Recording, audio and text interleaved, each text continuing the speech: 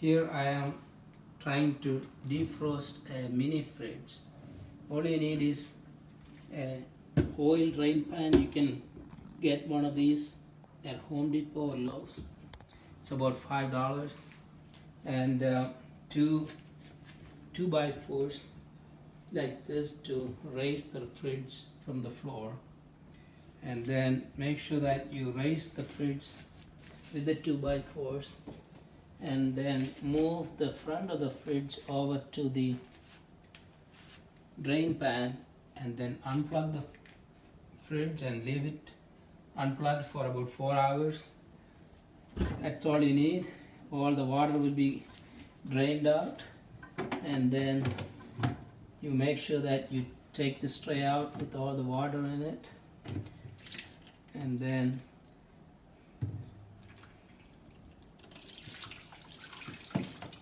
you don't spill it on the floor.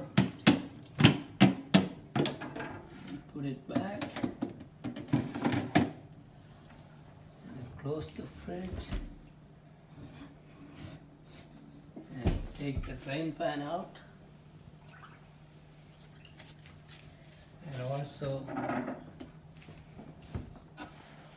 take the 2x4s out